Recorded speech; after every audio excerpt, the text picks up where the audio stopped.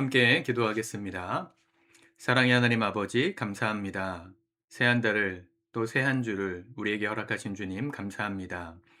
1월을 잘 보내고 새 달을 맞이하였습니다. 2월 한 달 동안도 하나님의 은혜 가운데 승리할 수 있도록 도와주옵소서.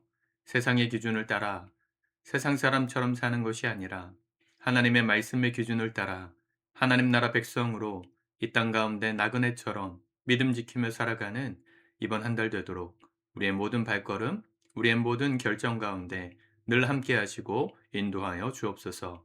예수님의 이름으로 기도드립니다. 아멘. 우리 찬송가 502장 찬양하시겠습니다.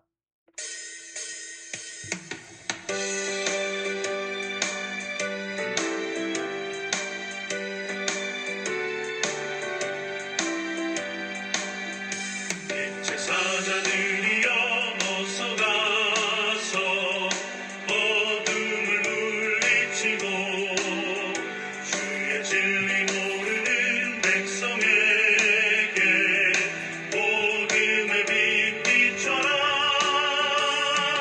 이 제사장들이여 복음의 빛 비춰라.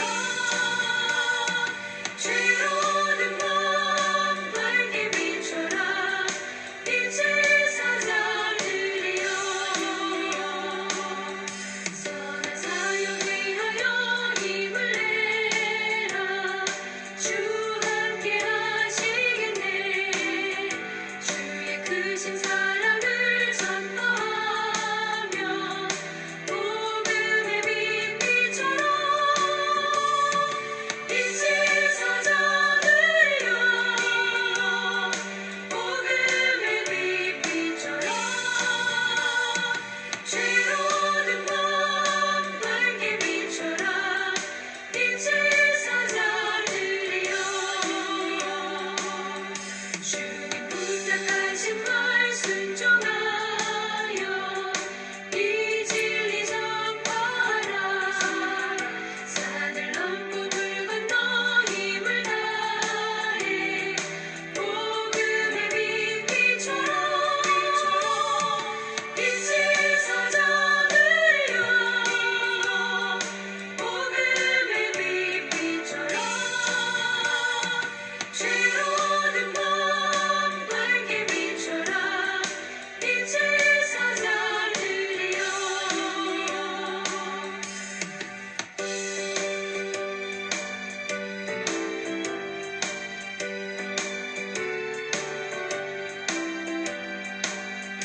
동서남북 어디나 땅 끝까지 주님만 의지하고 누가 두어 못 보는 백성에게 복음의 빛 비춰라. 이 제사장들이여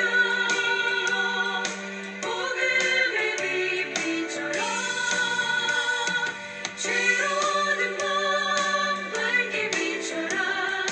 이 제사장들이여 아멘. 오늘 하나님 말씀은 요한복음 1장 19절에서 34절까지의 말씀입니다. 우리 같이 먼저 말씀 읽고 묵상하도록 하겠습니다. 유대인들이 예루살렘에서 제사장들과 레위인들을 요한에게 보내어 내가 누구냐? 물을 때에 요한의 증언이 이러하니라. 요한이 드러내어 말하고 숨기지 아니하니 드러내어 하는 말이 나는 그리스도가 아니라. 한데 또 묻되 그러면 누구냐? 네가 엘리야냐? 이르되 나는 아니라. 또 묻되 네가 그 선지자냐? 대답하되 아니라. 또 말하되 누구냐? 우리를 보낸 이들에게 대답하게 하라. 너는 내게 대하여 무엇이라 하느냐? 이르되 나는 선지자 이사야의 말과 같이 주의 길을 곧게 하라고 광야에서 외치는 자의 소리로라. 하니라. 그들은 바리새인들이 보낸 자라. 또 물어 이르되 네가 만일 그리스도도 아니요 엘리야도 아니요 그 선지자도 아닐진데 어찌하여 세례를 베푸느냐? 요한이 대답하되 나는 물로 세례를 베풀거니와 너희 가운데 너희가 알지 못하는 한 사람이 섰으니 곧 내 뒤에 오시는 그이라. 나는 그의 신발끈을 풀기도 감당하지 못하겠노라. 하더라. 이 일은 요한이 세례 베풀던 곳 요단강 건너편 베다니에서 일어난 일이니라. 이튿날 요한이 예수께서 자기에게 나아오심을 보고 이르되 보라, 세상 죄를 지고 가는 하나님의 어린 양이로다. 내가 전에 말하기를 내 뒤에 오는 사람이 있는데 나보다 앞선 것은 그가 나보다 먼저 계심이라 한 것이 이 사람을 가리킴이라. 나도 그를 알지 못하였으나 내가 와서 물로 세례를 베푸는 것은 그를 이스라엘에 나타내려 함이라. 하니라.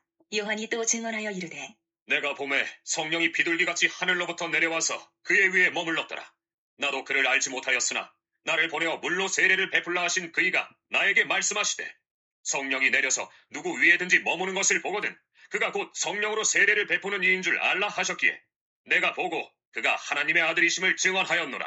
하니라. 아멘. 어제부터 우리 2월 달 시작해서 요한복음 말씀을 묵상하기 시작했습니다. 창세기의 말씀이 아브라함의 이제 고조되는 가장 중요한 사건들이 시작되기 전까지 보았고, 우리가 요한복음으로 왔는데요. 오늘 본문 19절부터 보면 침례 요한이 등장하는 장면이 나오죠. 19절. 유대인들이 예루살렘에서 제사장들과 레위인들을 요한에게 보내어 내가 누구냐 물을 때에 요한의 증언이 이러하니라. 자, 침례 요한은 이 요단강에서 회개의 세례, 회개의 침례를 베풀던 선지자라고 할 수 있겠습니다. 구약과 신약의 그 중간 지점을 잇는 마지막 선지자라고 할 수 있겠죠. 왜냐하면 이미 예수님께서 이미 태어나셨고 그분의 공생애를 준비하는 사람으로 그 역할을 맡기신 사람이 침례 요한이었기 때문입니다. 사람들이 이 침례 요한에게 다가와서 세례를 받고 침례를 받았는데, 세례와 침례는 조금 다릅니다, 사실은. 의미는 같지만 공식적으로는 침례가 맞다고 저희는 믿기 때문에 침례교회인데, 뭐 그런 얘기는 나중에 하면 좋겠고요. 오늘 예루살렘에서 제사장들, 레위인들이 사람을 보내서 내가 누구냐 물었다, 그렇게 말했습니다. 19절에도 보면 19절에 그렇게 물었다 했고 21절에 또 묻되 그러면 내가 엘리야냐? 아니라 그랬어요. 또 묻되 그가 내가 그 선지자냐? 하되 아니라 그렇게 말하죠. 22절 또 말하되 누구냐? 자, 지금 누구냐라는 단어가 계속 반복되죠. 침례 요한의 권위에 대해서 사람들이 물은 건데 그 물었던 대상은 그 당시 권위를 가졌던 지도자급 사람들이었습니다. 무슨 얘기냐면 왜 내 밥그릇 내 나와바리에 나와가지고 내 밥그릇 뺏고 있느냐 이렇게 묻고 있는 것입니다.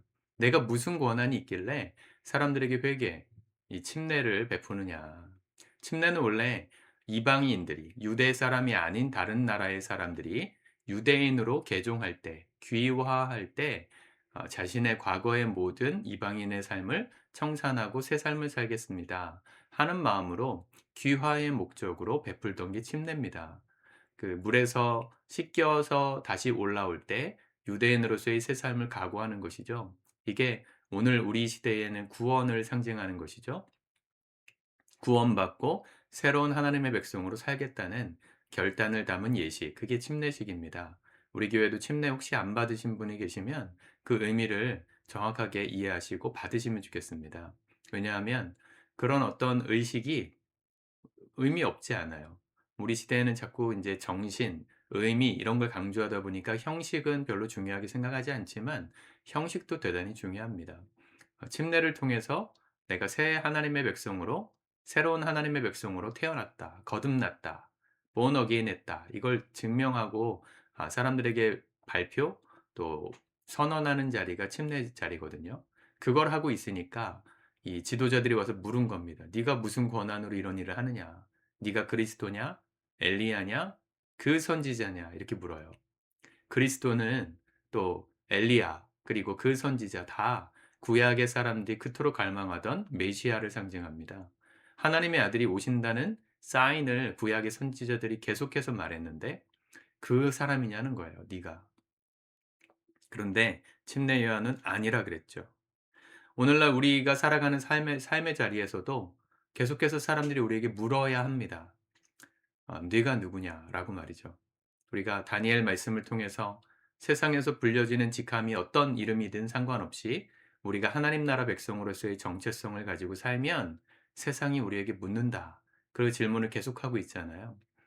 여러분들은 세상 사람들이 여러분들을 누구냐고 묻고 계십니까? 달라야 묻는 거죠. 저 사람은 뭔가 살아가는 게 다르다. 다른 사람들이 생각하는 구조랑 저 사람의 생각의 차원이 다르다. 어떻게 그렇게 생각하세요? 어떻게 그렇게 살아가세요? 당신은 누구십니까? 라고 묻고 있는 사람이 있어야 잘 살고 있는 겁니다. 침례 요한은 내가 누구냐라고 물을 때 뭐라고 대답했습니까? 23절. 죄송합니다. 이르되 나는 선지자 이사야의 말과 같이 주의 길을 곧게 하라고 광야에서 외치는 자의 소리로라 하니라. 선지자 이사야의 말처럼 주님께서 하나님의 아들이 오실 길을 곧게, 다시 말하면 준비하게 하려고 광야에서 외치는 자의 소리가 있을 거라 그랬습니다. 그 사람이다 이렇게 말했습니다. 여러분, 세상이 우리를 너는 누구냐라고 물을 때 대답할 말이 있으셔야 돼요. 저는 하나님 믿는 사람입니다. 저는 예수님을 사랑하는 사람입니다. 저는 구원받은 하나님 나라 백성입니다. 그렇게 말씀하실 수 있어야 합니다. 그게 혹시 부끄럽습니까? 그러면 세상 사람들은 우리에게 묻지 않을 겁니다. 당신은 누구십니까? 어떻게 하면 당신처럼 그렇게 살 수 있을까요? 어떻게 하면 당신처럼 그렇게 늘 행복할 수 있을까요? 라고 묻지도 않을 겁니다. 우리의 정체성이 우리의 말과 행동을 결정할 것이기 때문입니다. 남들 다 회식 자리에서 술 마시고 똑같이 그냥 음, 어, 음주 가무를 즐길 때 그 자리에 있으면서도 꼿꼿하게 정신 차리고 제정신 차리고 있을 수 있는 그런 믿음의 사람으로서 우리가 있을 때 사람들이 궁금해하는 것이죠. 너는 누구니 도대체? 너는 왜 그렇게 살아가니? 조롱처럼 말하지만 사실은 궁금한 거예요. 자신들도 다르게 살기를 기대하고 바라는데 그게 마음처럼 되지 않아 괴롭거든요.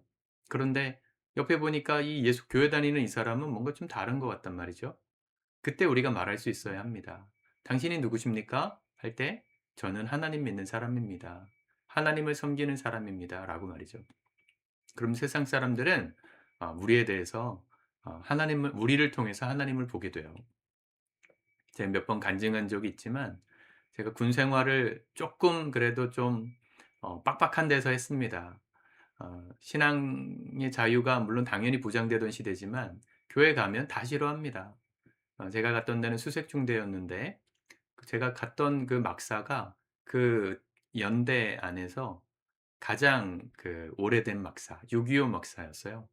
6.25 때 지어졌던 막사. 겨울에도 여름에도 그 공중 목욕탕 가면 남자들 그 중간에 보면 큰 탕이 있잖아요.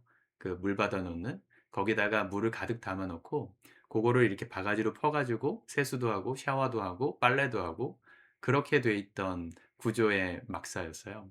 겨울에 잠을 자면 제가 있었던 데가 양구니까 강원도 양구. 겨울에 제가 새벽 근무를 나가서 온도계로 재면 -22도, 21도 거의 매일 그랬습니다. 매일 허리까지 무릎까지 무릎이 이 눈이 왔었고요. 어쨌든 그런 열악한 곳에서 군 생활을 했는데 예수 믿는 사람들이 거의 없었어요. 저는 신학생이었고 예수 믿는 사람이었잖아요. 교회를 가야 되니까 교회 주일날 아침 11 시에 갑니다. 그때는 보내줍니다. 왜냐하면 아침엔 별로 할 일이 없거든요, 부대에서. 그냥 쉬는 날이니까. 교회 갔다 오게 하는데 보통 갔다가 집에 이 내무실에 와야죠. 그래야 저녁에 청소도 하고 또 점호 준비도 하고 하거든요, 막내들이. 근데 저는 저녁 예배도 갔어요. 저녁 예배도 가겠다고 손 들고 나가 가지고 못 가게 할 수는 없으니까. 근데 저녁 예배 마치고 인제 내무실 들어오면 그 점호 준비를 하는데 깨끗하게 청소하고 바닥 닦고 침상 닦고 이불 각 잡아 놓고 이걸 막내들이 해야 되는데 저는 이등병인데 교회 갔다 오니까 얼마나 얄미워요, 고참들이. 제 바로 윗 고참들이. 일병들이 얼마나 얄밉겠어요. 그러니까 저를 엄청 괴롭혔어요. 또 한 번은 부대장 중대장님이 회식을 제안하셔 가지고 군부대 한 100명 되는 중대원들이 다 같이 모여 가지고 회식을 하는데 술잔을 다 들게 했습니다. 원래 술을 안 주거든요, 군대에서는. 정신 차려야 되니까. 근데 몰래 행정보급관이라는 어르신이 상사분이 이 부대가 독립부대였어 가지고 연대 안에서도 좀 떨어진 독립부대여서 막걸리를 몰래 담아 가지고 그걸 인제 한 잔씩 나눠 주는 겁니다. 중대장이 따라 주니까 벌벌 떨면서 두 손 들고 받아야죠. 그리고 "위하여." 하면 같이 마시는 건데 저는 안 마셨어요. 술잔도 안 받았어요. 그러니까 어떻게 됐는지 상상이 되시죠? 이 고참은 물론이거니와 뭐 중대장, 소대장, 중대장이 이렇게 하니까 소대장, 분대장 난리가 났었습니다. 중대장이 따라주는데 이등병 나부레기가 술잔을 받지 않는다 하면서 뭐 난리가 났었죠. 그래서 엄청 기합받고 엄청 구타당하고 그러고 이제 지나갔는데 저는 예수 믿는 사람이니까 술 먹으면 안 된다고 믿었거든요. 되게 고지식했죠. 근데 그다음번 한 분기가 지나 가지고 또 훈련 마치고 인제 회식 자리가 됐는데 이제 고민이 되는 거예요. '어떻게 해야 되나.' 또 누누이 인제 분대장, 소대장 와 가지고 "너 이번에 술 안 받으면 넌 끝이야." 뭐 이런 뭐 협박 아닌 협박을 엄청나게 했습니다. 당연히 힘들었죠. 근데 받지 않았어요. 근데 딱 그날 두 번째 받지 않으니까 중대장이 딱 저에게 그러더라고요. "너 술 안 마실 거면 오늘 여기 회식 자리 끝나면 제정신인 사람이 너밖에 없을 테니까 너가 여기 정리 다 하고 들어가라." 그렇게 해 줬어요. 그리고 실제로 술 마시고 회식하고 인제 내무실로 돌아갈 때 제가 거기 깽판 부리고 난장판 된 그 지저분한 술판을 제가 다 정리하고 설거지하고 그렇게 했습니다. 근데 그렇게 딱 하고 나니깐요. 그다음 날 고참들이 뭐라 안 하는 거예요. 원래는 술 마시고 정신없는데 이등병도 일등병도 이 사람들은 정리해야 되니까 남아서 막 차가운 물에 이렇게 설거지도 하고 이랬어야 됐거든요. 근데 제가 다 하고 들어오니까 편안하게 들어가서 자면 되니까 얼마나 좋아요. '자기네들도 좋구나.' 알게 돼 가지고 그다음부터는 저를 술을 안 먹였습니다. 취사 지원단으로 저를 넣어 가지고 아예 술도 안 받고 끝나고 다 제가 정리하고 들어오는, 그다음부터 사람들의 생각이 좀 달라졌던 것 같아요. 여러분, 예수 믿는다는 건 이렇게 사실은 극단적인 상황을 말씀드렸지만 사람들로부터 좀 왕따 당할 수밖에 없는 일들이 있을 수 있습니다. 그런데 그럴 때가 진짜 믿음이 드러나는 때죠. 침례 요한이 그런 거예요.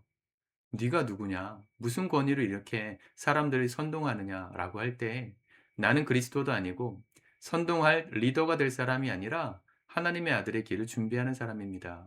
그게 자기 정체성이라는 걸 분명하게 알고 타협하지 않고 믿음으로 자기에게 주어진 일을 하니까 결국은 쓰임 받고 하나님께서 이 예수 그리스도의 공생애를 준비하는 사람으로 사용해 주시잖아요. 오늘 우리의 삶이 그래야 합니다. 사람들이 물어야 합니다. "당신은 누구십니까?" 라고 말이죠. "김 부장님, 이 대리님, 또 박 과장님, 당신은 어떻게 그렇게 살아가세요?" 라고 물을 때 그때야 비로소 우리가 예수 믿는 티를 낼 수 있는 때가 된 겁니다. 타협하지 마시고 믿음으로 반응해 보세요. 하나님께서 놀라운 일을 하실 겁니다. 제 간증을 너무 길게 말씀드려서 죄송하긴 한데요. 오늘 가장 중요한 말씀이 29 절이죠. 그렇게 자기의 사명감과 정체성을 분명히 알고 주님께서 맡겨 주신 일을 충성스럽게 감당하는 요한이 마침내 하나님의 아들을 봅니다. 29 절. 이튿날 요한이 예수께서 자기에게 나아오심을 보고 이르되 보라, 세상 죄를 지고 가는 하나님의 어린 양이로다. 이 말이 요한복음 전체의 핵심이고 주제입니다. 하나님의 어린 양. 구약 선지자들이 그토록 바라던 메시아. 사실은 로마 정권을 정복시키고 우리를 해방시켜 줄 독립자, 강력한 왕을 원하고 있었을 그때에 요한은 알아봤던 거예요. 하나님의 아들이 세상을 좌지우지하는 힘 있는 왕으로 오시는 게 아니라 세상 죄를 위하여 죽임당하시는 가장 약하고 약한 어린 양으로 오신 거구나. 이 땅에 보내신 하나님의 아들은 또 다른 왕이 되어서 우리를 군림하기 위해 오신 분이 아니라 우리의 모든 죄와 허물을 사하시고 구원하시기 위하여 대신 희생하러 오신 사랑의 하나님이시구나. 그걸 깨달아요. 여러분, 우리가 하나님의 맡겨주신 자리에서 그리스도인의 정체성을 가지고 믿음으로 살아갈 때 이 놀라운 지혜를 깨닫게 되는 겁니다. 왜 나를 이 자리에 두셨는지, 오늘 내 삶의 자리에서 내가 왜 이렇게 살아야 하는지, 예수 믿는다는 것 때문에 왜 내가 차별받아야 하는지 이해할 수 없을 때도 있지만 그 자리에서 우리가 그리스도의 정체성을 드러내고 살 때, 아, 하나님이 이러신 분이구나. 나를 위하여 십자가 지신 예수님이 나에게 얼마나 큰 사랑을 베푸신 분이구나. 이걸 깨닫게 된다는 거죠. 그 은혜를 깨달으면 더 이상 세상의 위협이 되지 않고요. 세상의 모든 잘됨이 부러워지지 않습니다. 그분의 사랑을 깨달으면 그곳이 천국이기 때문에 더 이상 이 땅의 천국을 그리워하지 않아요. 우리가 그 예수 믿는 사람으로서의 기쁨, 이 침례 요한이 발견한 이 보화를, 비밀을 우리도 발견해야 합니다. 그래야 세상에서 우리가 하나님의 사람으로 승리할 수 있는 것이죠. 새 한 달이 시작됐습니다. 이번 한 주도 믿음으로 살아가시길 축복합니다. 사람들이 여러분들에게 누구냐고, 당신의 삶은 왜 그렇게 살아가냐고, 왜 그렇게 꼰대처럼 꼿꼿하게 계시냐고 할 때 우리가 예수 믿는 사람이기 때문입니다. 라고 자랑스럽게 말할 수 있는 믿음의 증인들로 살아가는 저와 여러분들이 될 수 있기를 우리 주님의 이름으로 축복합니다. 기도하겠습니다. 하나님 감사합니다. 주님께서 주시는 말씀, 이 시간 우리의 마음의 도전으로 삼습니다. 침례 요한의 모습을 통하여서 우리를 비춰보기 원합니다. 나를 이 자리에 세워주신 주님, 소명 주시고 사명 감당하라고 오늘 보내신 삶의 자리에서 우리도 침례 요한처럼 살아가게 도와주옵소서. 사람들의 수군거림과 우리를 위협하는 모든 소리들 앞에, 내가 누구냐고 묻는 질문들 앞에 당당하게 우리의 정체성을 말할 수 있는 신앙의 양심을 주시고 주님 따라가는 신실한 종으로 살아갈 때 우리 가운데 오신 예수 그리스도의 사랑을 그 누구보다 가슴 깊이 우리의 삶을 통하여 깨닫고 전하는 복된 증인들로 다 세워질 수 있도록 오늘도 우리의 삶을 축복하시고 인도하여 주옵소서. 예수님의 이름으로 기도드립니다. 아멘.